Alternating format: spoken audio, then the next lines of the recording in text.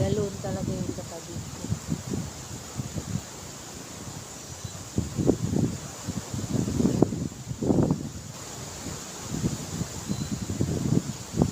Pahangin kami dito guys sa tabi ng dagat. Tingnan ng dagat. Ayan. Ay, maraming tao doon. Na talaga dito. Maganda-ganda